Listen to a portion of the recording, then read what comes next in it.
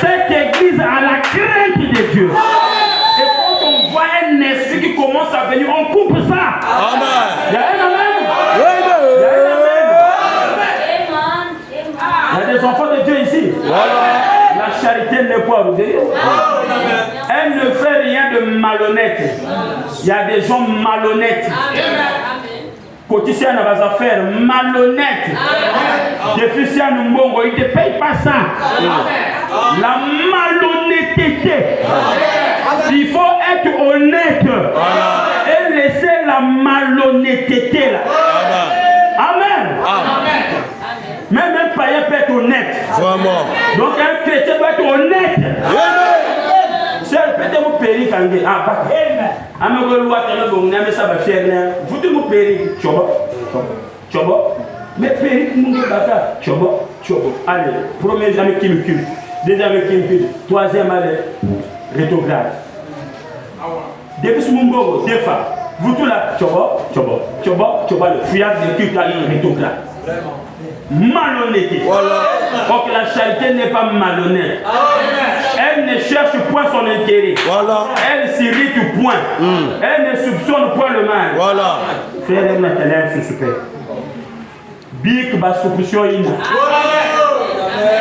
Moi je ne crois pas trop aux songes diaboliques. Amen. Si vous avez c'est bon, continuez pour que Dieu vous la prière. Parce que si Satan aussi qu'elle veut, qu'avec Samuel aussi fait. Est-ce que tu sais que nous partons au travail, c'est pas parce que nous voulons aller, mais c'est parce que les responsabilités nous obligent. Si tu ne parles pas, tu ne manges pas. Alors tu es obligé d'aller. Mais l'homme n'a jamais aimé ça. L'homme aime la liberté. Vous savez, j'ai vu ça dans les enfants.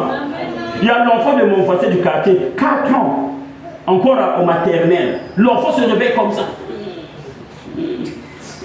Hé, Kaoucha, papa, réveille-toi, tu vas aller à l'école. Oh, papa, je ne peux pas partir à l'école, je suis malade. Papa ne t'entend moi non. Tu es malade. Tu as quoi? Oh, j'ai l'estomac. Moi, de 4 ans. C'est-à-dire le papa ne s'est pas retenu. Le papa m'a dit que, pasteur Virginie, on fait toujours calme, vous savez, mêler, mais c'est ça. J'ai dit, l'estomac de 4 ans. Même l'estomac, tu connais même c'est quoi l'estomac? Tu vois comment l'homme n'aime pas. L'homme n'aime pas les tracasser. L'homme aime la liberté. Donc nous venons même à l'église parce que Dieu a mis Satan là. Pour que quand Satan va aller réunir, que tu dis, voilà. Donc Satan est là pour une mission.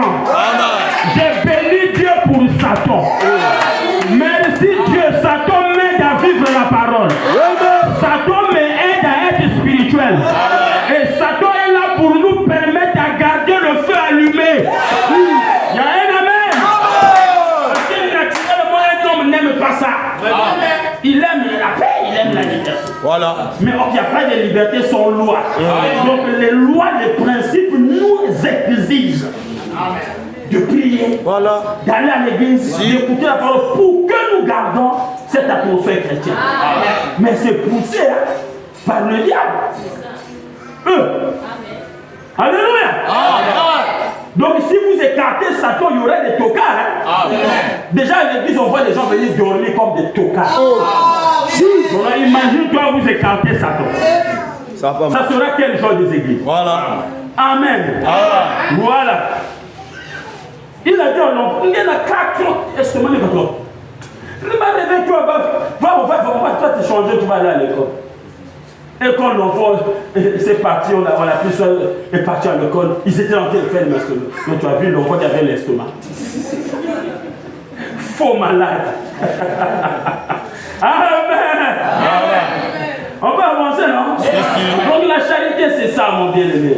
Au verset 16, elle excuse tout. Elle croit tout, elle espère tout, elle supporte tout. Voilà, tu dois être prêt à pardonner, la charité supporte. Elle supporte. Moi, je ne crois pas au divorce. Hein. En tout cas, si je mets tout du coup une église pour me calmer un jour, le pasteur vivant là, que tu vois là, c'est le petit frère de Jésus-Christ. Donc moi, je ne crois pas aux bêtises là. Si tu insistes, je te maudis. Parce que la Bible dit, je hais le divorce. Il faut supporter. Quand tu es parti t'engager là, tu savais quoi tu faisais. Il faut supporter. Jusqu'à ce que Christ vienne nous libérer. Il y a un amen. Il y a un amen. Donc ça aide ceux qui ne sont pas encore dedans de réfléchir à